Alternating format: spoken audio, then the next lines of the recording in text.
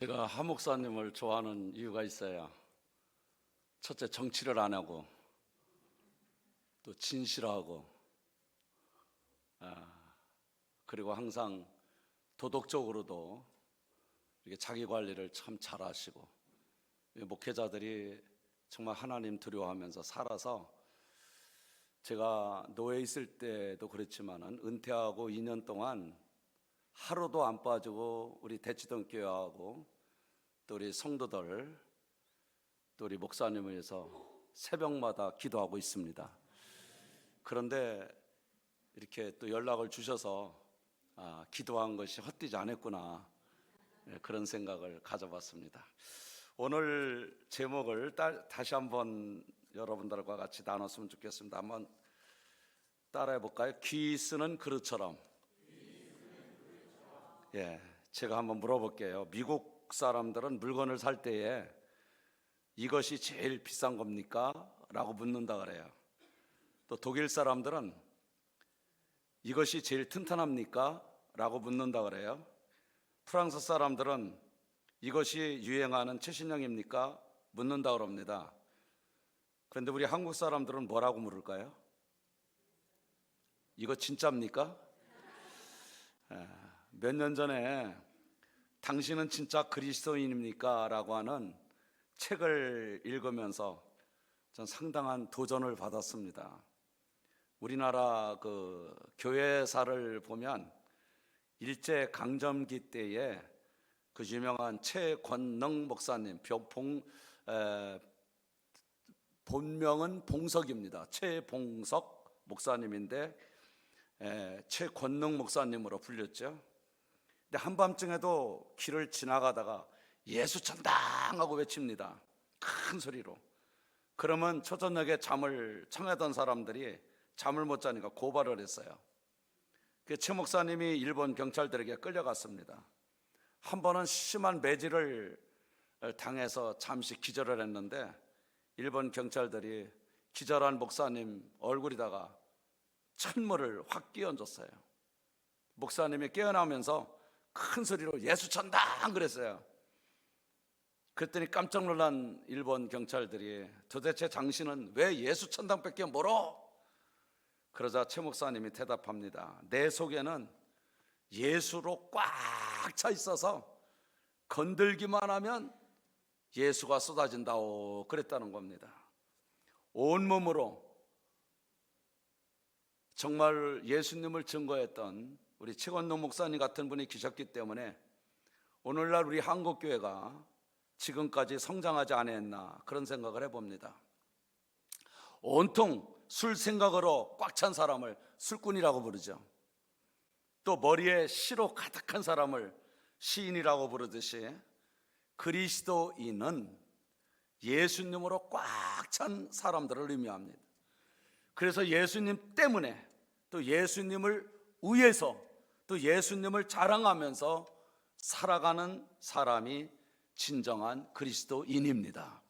물론 로마서 8장 9절에 보면 그리스도의 영이 없으면 그리스도의 사람이 아니다 라고 분명히 말씀을 했어요.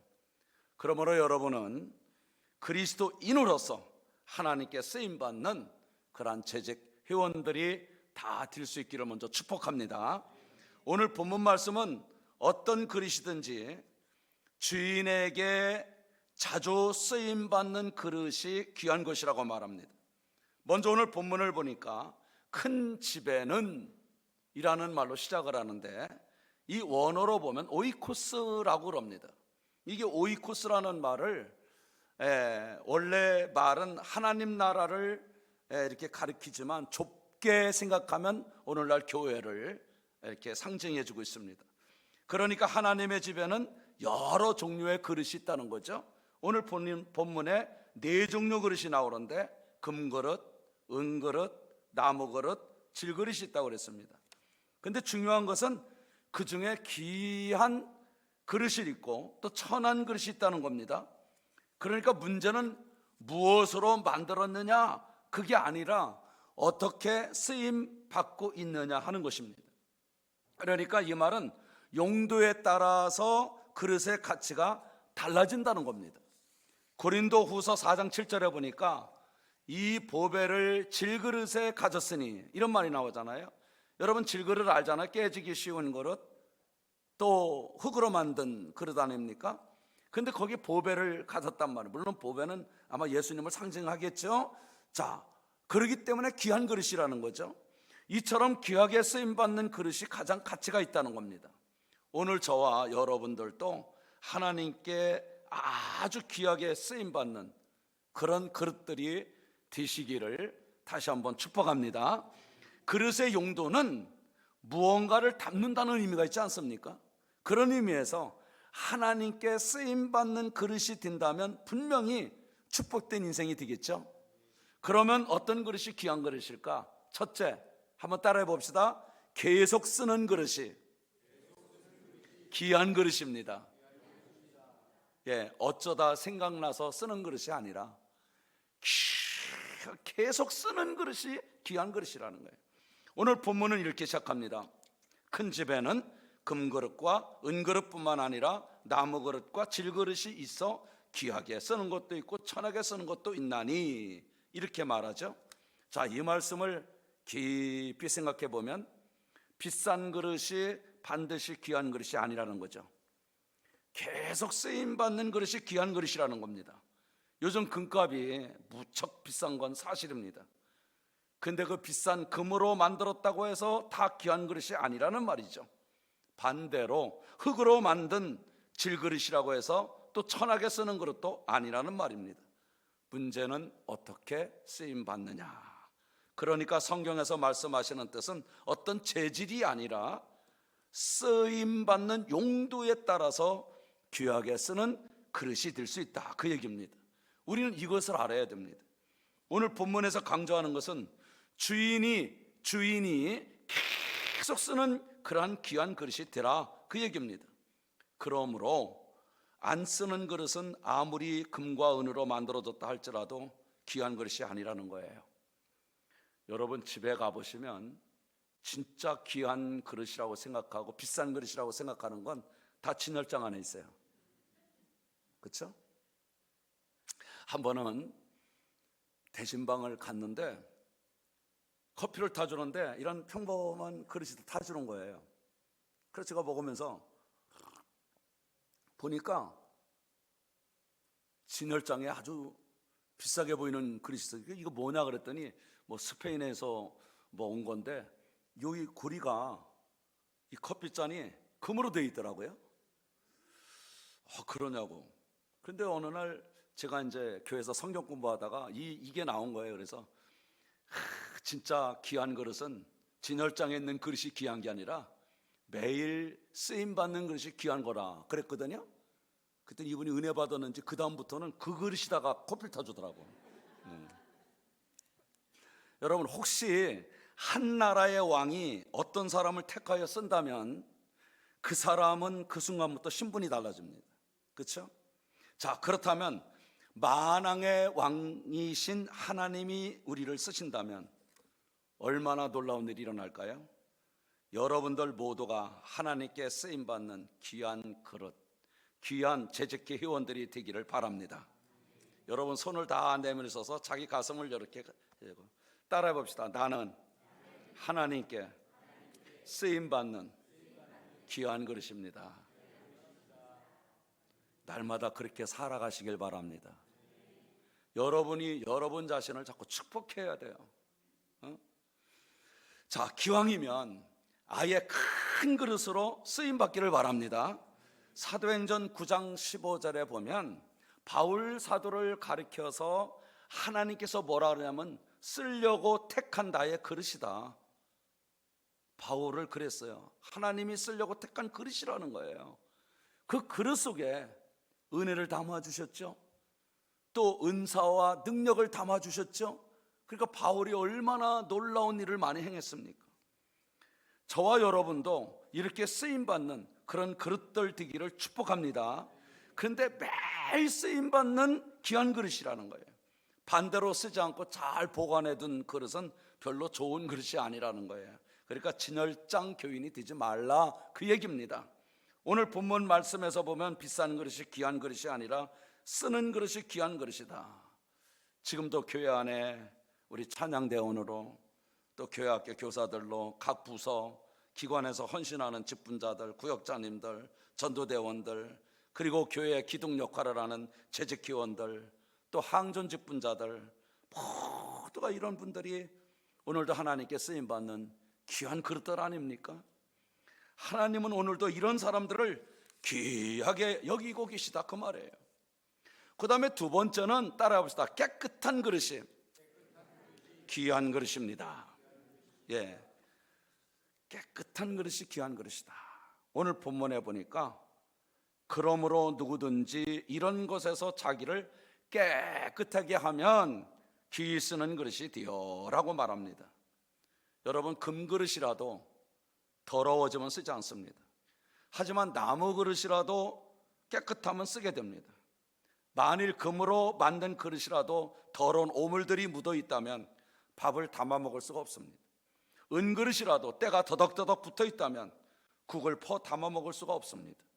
이처럼 하나님은 비싼 그릇이 아니라 깨끗한 그릇을 쓰신다는 거예요. 그러면 깨끗하다는 말을 원문 성경에 그대로 번역을 하게 되면 카다리조라고 말로 이렇게 번역이 되어 있는데, 이것은 완전히 깨끗해지는 상태다, 이런 말입니다. 그러니까 우리가 예수님을 믿고 죄사함을 받아서 구원의 확신 가운데 하나님께 영광 돌리며 살아가는 그런 사람들을 카다리조라고 말하는 겁니다.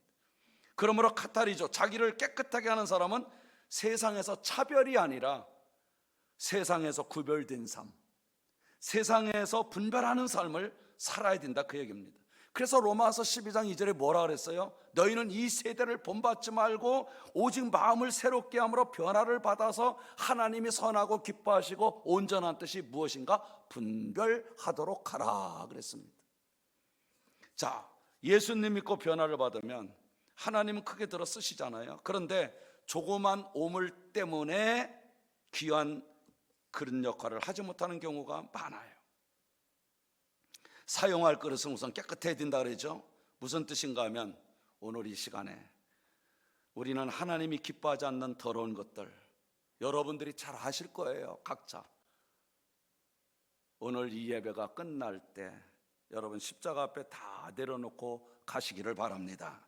주님께서 흘리신 십자가의 보혈은 죄를 깨끗하게 합니다. 하나님은 오늘도 자신의 허물과 죄를 고백하면서 믿음으로 살아가는 사람들을 깨끗하다고 말합니다. 또 그런 사람들을 귀한 그릇으로 사용합니다. 옛날에 한 선비가 제자와 함께 길을 걸어가다가 길가에 심어진 물풀의 나무를 보더니 나무야 고맙구나 하고 선비가 얘기합니다. 그러자 제자가 궁금해서 물었습니다. 선생님, 저 나무에게 왜 고맙다고 말씀하십니까? 선비가 말합니다. 저 물풀의 나무는 나에게는 가장 큰 영향력을 준 스승이라네. 선비가 제자에게 말합니다. 그러자 제자가 궁금해 물었습니다. 무슨 뜻입니까? 내가 말야 어렸을 때는 망나니로 살았거든. 부모님의 애간장 많이 태웠다네. 정신 못 차릴 때에 내 아버지가 이 나무를 꺾어서 회초리로 만들었지. 그래서 나는 매를 맞았다네. 나는 그때 아버지를 원망했는데 덕분에 이렇게 바르게 살아가는 법을 알게 되었지. 그래서 나는 이 나무만 보면 그때 생각이 나거든. 여러분, 선비도 지나가면서 나무를 보고 새롭게 깨닫는데 하물며 우리를 위해 대신 채찍에 맞으신 예수님을 바라보면서 우리가 바르게 살아가야 되지 않겠습니까? 베드로전서 2장 24절에 보면 친히 나무에 달려 그 몸으로 우리의 죄를 담당하셨으니 이는 우리로 죄에 대하여 죽고 의에 대하여 살게 하려 하심이라. 그가 채찍에 맞음으로 너희는 나음을 얻었나니. 여러분, 아프신 분들도요, 주님은 채찍에 맞았기 때문에 나는 나음을 받았다, 그런 확신 가지고 기도하시기를 바랍니다. 그럼 치유의 은혜가 나타나는 거예요. 우리가 은사 받았다고만 해서 무슨 신은사 받았다 그래서 치유가 되는 게 아니에요. 믿으면 되는 거예요. 믿는 자에겐 이와 같은 표적이 따른다고 했습니다. 주님은 채찍에 맞음으로 나음을 받았다. 그런데 많은 사람이 무조건 잘 살려고만 하지 바르게 살려고 하지 않는 것 같아요. 우리 그리스도인은요, 바르게 살아야 돼요. 바르게 살아가면 잘 사는 길을 하나님 분명히 열어주십니다. 근데 잘 살려고만 하면 반칙을 하려고 그래요.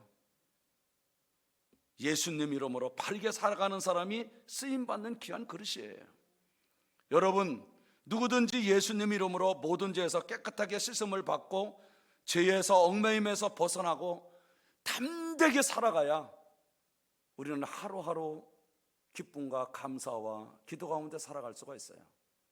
제가 물어볼게요. 담대하게 사는 게 뭐요? 하고 물어보면 사람들이 그냥 흔들리지 않고 살아가는 거예요. 그렇게 얘기합니다. 제가 예를 하나 드려볼게요. 어느 집에 아들이 학교 친구들하고 이렇게 막 놀다가 아버지가 귀하게 아끼는 도자기가 하나 있는데 그걸 건드려서 깨트렸어요. 그래서 얼른 치우려고 그랬더니 저 주방에 있는 가정 도우미 누나가 너 나 봤어? 이러지 마세요. 내 말 잘 들을게요. 알았어. 그 다음날 자는데 너 빨리 일어나. 그러니까 아우 나 조금만 더 자고. 너 알지? 알았어요. 벌떡 일어나는 거예요. 저녁에 와서 야 저 앞에 가서 뭐 콩나물 같은 거 좀 사와. 아 그건 내가 아니고 누나가 사와야 돼. 너 알지? 알았어요. 갔다 올게요. 얘가 알았지 하면 이제 정신을 못 차리는 거야. 얽매여가지고 너무 괴로웠어요. 어느 날 아버지가 왔어요. 무릎을 꿇었어요. 아버지 용서해 주세요. 왜 그래 너? 친구랑 놀다가 아버지가 아끼는 그 도자기를 그만 깨뜨렸어요. 아버지 잘못했어요. 다음에 내가 이런 일이 안 되도록 노력할게요. 아버지 용서해 주세요. 아버지가 그 아이를 끼안으면서 그래 그 도자기도 귀하지만 정직하게 말하는 내 아들이 더 귀하구나. 그 아이를 꼭 끼안아줬어요.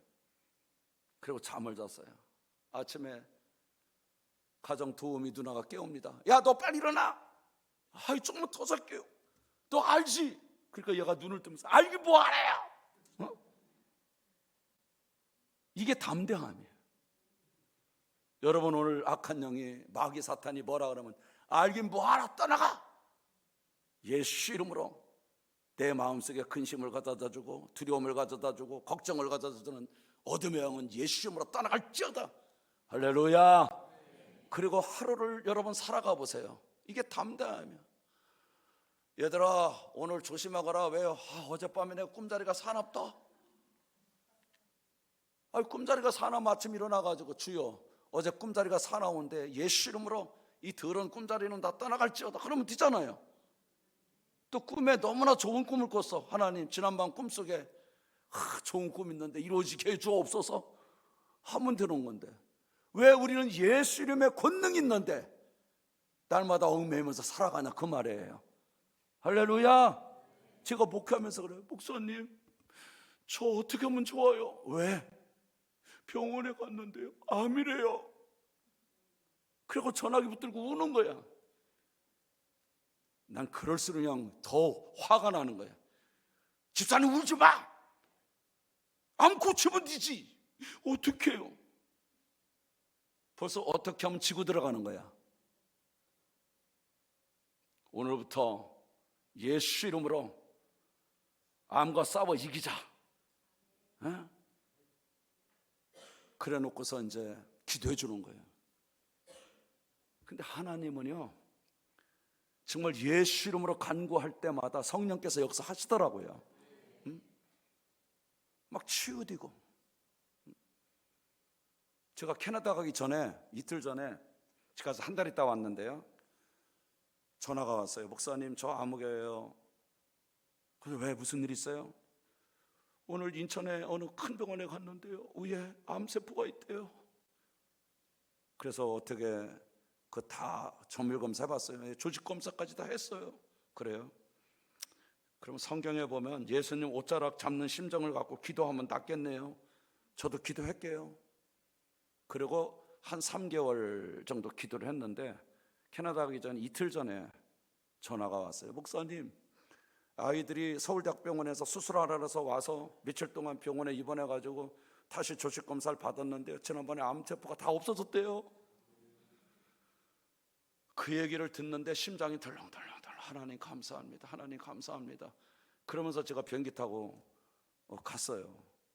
가서 교회 가서 설교할 적에 제가 다른 원고를 써갖고 왔는데 이걸 너무 강력하게 생각나가지고 주님의 옷자락 잡는 심정으로 라는 제목을 가지고 말씀을 전했어요. 근데 교인들이 막 은혜를 받더라고요.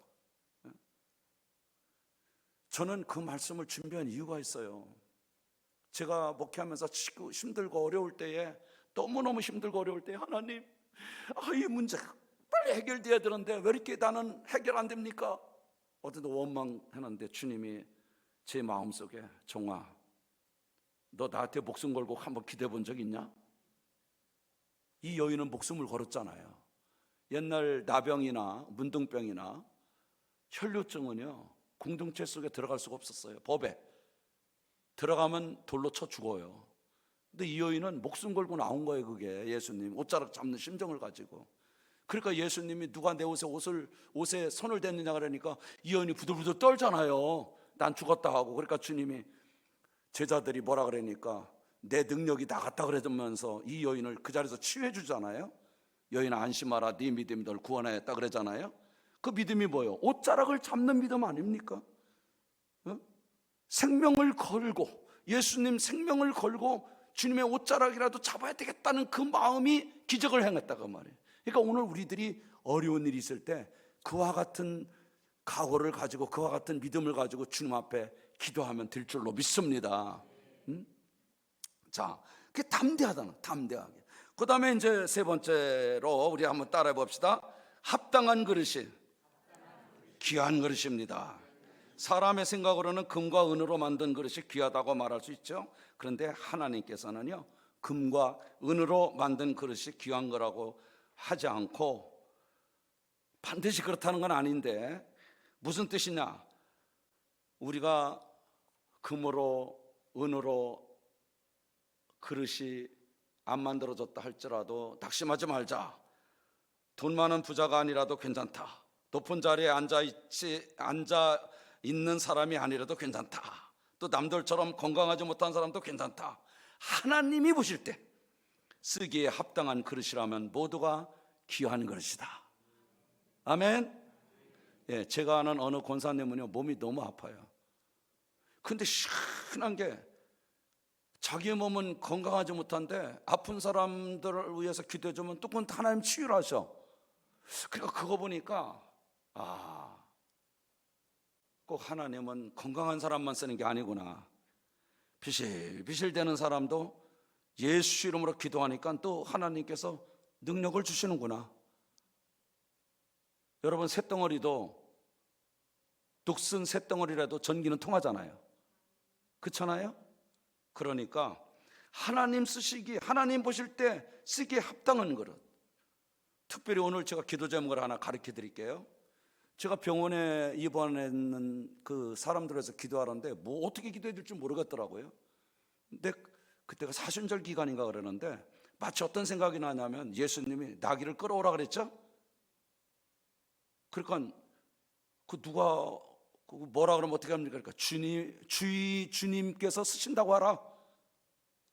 그랬더니 주님이 쓰신다고 합디다 하니까 나귀가 끌어졌죠. 그것까지 다 아시죠? 자, 주님이 안 쓰시면 그 나귀는 지금도 아마 말뚝에 매여 있을 거예요. 그렇죠? 그런데 주님이 쓰시니까 말뚝에 매여 있는 나귀가 줄이 풀어졌다. 그 생각이 콱 오는 거예요. 옳지, 하나님, 오늘 우리 집사님 쓰시옵소서. 한 번만 주님이 쓰신다면 집사님을 붙들고 있는 이 질병의 끈이 끊어질 줄로 믿습니다. 그렇게 기도했어, 같이. 근데 하나님 역사하시더라고요.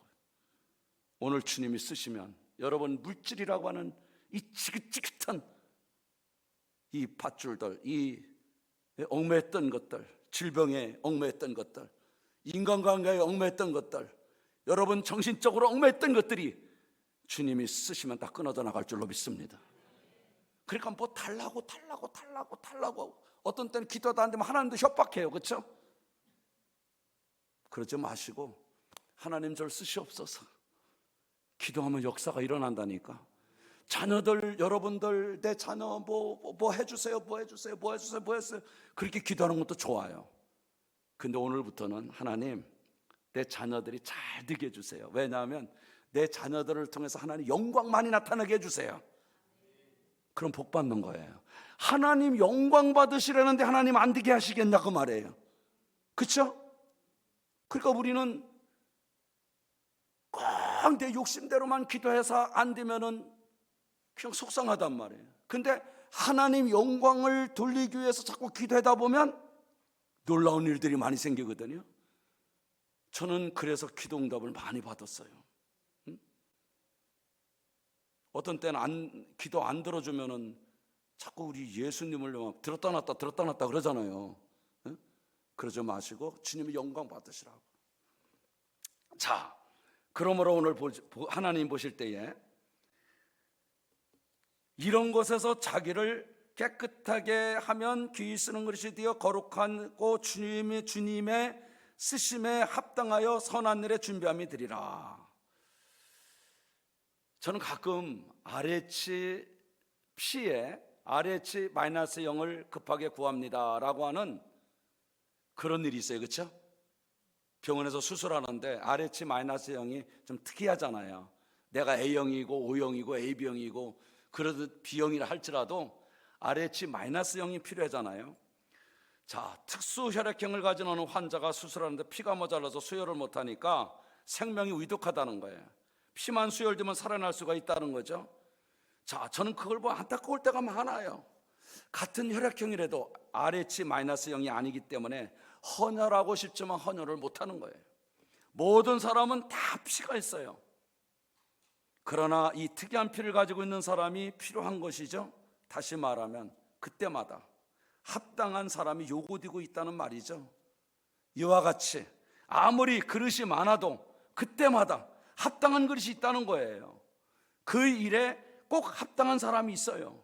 그렇기 때문에 모든 사람은 그때마다 다 필요한 사람이 될 수 있기 때문에 모두가 다 귀하다는 거예요. 자, 더구나 예수님의 이름으로 구원받은 저와 여러분은 더 귀한 사람인 것을 믿으시기 바랍니다. 옆 사람 축복합시다. 성도님은 지금 보니까 더 귀한 사람입니다. 내가 밥 한 끼 사겠습니다.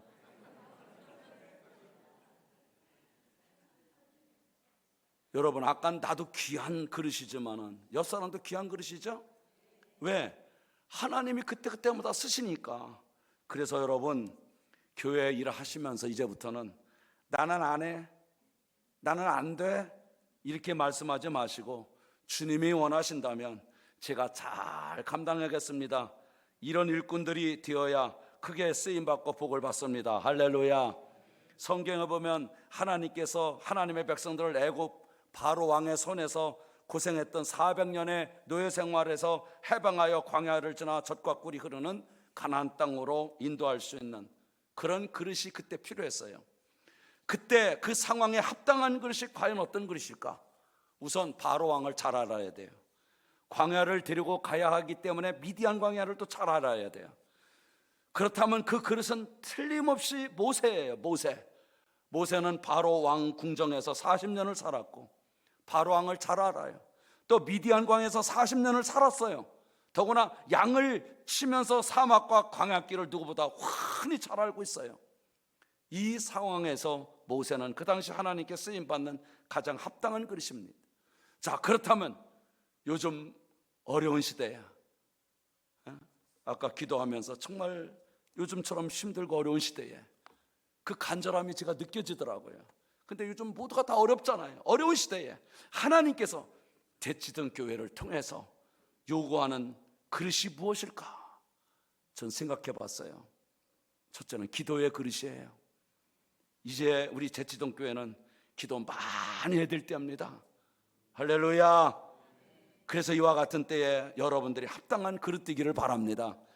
두 번째는 전도의 그릇이 필요합니다.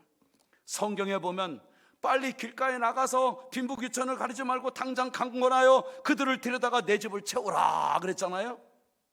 이 모습이 오늘 우리 주님께서 우리에게 전도하라고 비유하신 말씀이에요. 요즘 전도하기가 얼마나 어려워요. 쉽지 않아요. 그렇다고 해서 가만히 앉아서 교회가 부흥되길 원한다면 그건 잘못이라는 거예요. 내가 한 영혼을 위해 기도해야 돼요. 그리고 사랑해 줘야 돼요. 그리고 직접 데리고 나와야 하는 거예요. 예수님이 이 땅에 오신 목적이 바로 영혼 구원이기 때문에 그래요. 요한복음 10장 10절에 내가 온 것은 양으로 생명을 얻게 하고 더 풍성히 얻게 하려는 것이라. 요한복음 12장 47절에 내가 온 것은 세상을 심판하려 함이 아니고 세상을 구원하려 함이니라. 그러면서 디모데전서 2장 4절에 가보면 하나님은 모든 사람이 구원을 받으며 진리 알기를 아는 데 이르기를 원한다 그랬어요. 자, 여기서 진리 알기를 원한다라고 얘기했는데 진리는 우리는 보통 말씀으로 이해를 하는데 예수님도 진리잖아요. 왜? 요한복음 14장 6절에 내가 곧 길이요 진리요 생명이니 그랬잖아요. 그러니까 예수님 알기를 원한다는 거예요. 그렇죠? 아멘 안 하셔? 그래서 여러분, 우리가 전도하는 일에 전도는 어렵지 않아요. 제가 이번에 애기 엄마 하나 전도하고 왔어요. 근데 한국 사람인데 제가 애기를 보면서 참 이쁘게 생겼다 그러면서 이제 제가 옆에서 뭐라 하냐면 나는 애들 때문에 예언자가 다 됐다 그랬더니 예? 뭔데? 뭐요? 아니 애들이 가끔 저한테 그래요. 교회에 와서 이거 보면은 목사님 목사님도 아니야 목사님 어떤 데 목단냐 그럴 때도 그렇더라고요. 목사님 어제 아빠가 전화기로 택기 안 할게 부부싸움 한 거야. 내 아빠가 전화 받다가 승질나고 얕했나 봐. 그냥 그남 얘기하면 안 되고 한 달쯤 지난 다음에 김집사 지난번에 왜 싸웠어? 그 목사님 어떻게 알아요? 어떻게 알아? 내가 예언자지. 응? 아들이 다 가르쳐줬거든. 그러니까 우리 영유치부를 맞지 않고는 인생을 논하지 말아라. 응? 그래서 애들이 그렇게 소중하고 다음 세대 소중한데 이제 애들 참 순수한 그 얘기를 하다가 그 아줌마를 그 애기 엄마를 제가 한번 전도를 했습니다. 여러분 우리가 누구나 다 예수 이름으로 전할 수가 있는 거예요. 자, 그 다음에 헌신의 그릇이 필요한 거예요. 우리 대치동교회 헌신의 그릇. 누구보다도 예수님을 사랑하는 마음으로 헌신하면 하나님은 큰 그릇으로 쓰임받게 돼요. 한 달란트 남겼다고 어떤 사람은 5달란트 주고 어떤 사람은 3달란트 주고 왜 난 1달란트 줬냐? 여러분 그렇게 생각하면 안 돼요. 수학하시죠? 물어볼게요. 5분의 5는 3분의 3은 1분의 1은 다 똑같으네. 그런데 1분의 0은 0 없어. 그렇죠? 그러니까 1달란트라도 충성하면 다 하나님 편에서는 하나예요. 근데 안 하면 제로야. 작은 것에 충성하면 큰 것을 맡긴다 그랬잖아요. 그래서 디모데전서 1장 12절에 나를 능하게 하신 그리스도 예수 우리 주께 내가 감사함은 나를 충성되이 여겨 내게 직분을 맡기심이니 그랬어요. 자, 그러니까 잘 보세요. 남들이 하니까 하는 게 아니에요. 나를 충성되이 여겨 주셨기 때문에 하는 거예요. 하나님께서. 얼마나 놀라운 일이에요. 이제 재직 기원으로서 맡겨진 일에 헌신하는 우리 대치동교회 성도들 다 되기를 바랍니다. 특별히 오늘 주님께서 대치동교회에 때에 맞는 합당한 그릇을 찾고 계셔요. 이제 말씀을 정리하고 마칩니다. 여러 종류 그릇 중에 금으로 만든 그릇, 은으로 만든 그릇, 질그릇, 나무 그릇이 있는데 그러나 그릇 자체보다는 쓰임받는 그릇이 무엇이 담겨져 있느냐가 다 중요한 거죠. 자, 그렇다면 무엇이 담겼냐에 따라 품격이 달라지죠. 여러분들 마음속에 그릇 속에는 항상 예수님을 담고 있다면 여러분들은 귀중한 사람들입니다. 우리 재직들이 예수님으로 가득 마음속에 채워지면요, 이 대치동 교회는 하나님께서 성도들을 가득 채워주실 겁니다. 할렐루야. 정말로 한번 그런 역사가 일어날 거예요. 여러분들은 귀중한 사람들이에요. 그러므로 하나님께 귀한 그릇으로 쓰임받는, 아까도 우리 찬양했듯이 그런 쓰임받는 재직 교원들 다 될 수 있기를 이 시간 축복합니다. 기도합니다. 여러분 가슴에 손을 다 얹으십시오. 하나님, 나는 귀한 그릇입니다. 이제 하나님을 위해서 쓰임받는 그릇 되기를 원합니다. 성령이시여, 이 시간에 오시옵소서. 대치동 교회 재직 교원으로 세워주신 하나님이여, 이제 주님의 몸된 교회를 위하여 헌신하는 일꾼들 되겠습니다. 주님께 쓰임받는 그릇 되겠습니다. 여러분 이 시간 다 같이 주여 하고 우리가 통성으로 한번 기도하겠습니다. 주여. 하나님 아버지 너무 감사합니다. 주의 성령께서 역사하여 주셔서 우리들이 주님 앞에 쓰임받는 그런 아름다운 그릇 되게 하옵소서. 하나님, 금으로 은으로 또한 나무로 질그릇으로 만들었다 할지라도 주님의 쓰심에 큰 그릇으로 하나님 아버지 언제나 주님께 영광 돌리며 또한 아버지 주님의 놀라운 은혜와 능력과 권능을 받고 주님으로 가득한 귀히 쓰임받는 그런 그릇으로 날마다 한 1년 동안도 하나님 은혜 가운데 살아가게 하여 주옵소서. 영광 베풀어 주시고 주님 함께 하옵소서. 예수님의 이름으로 기도했습니다.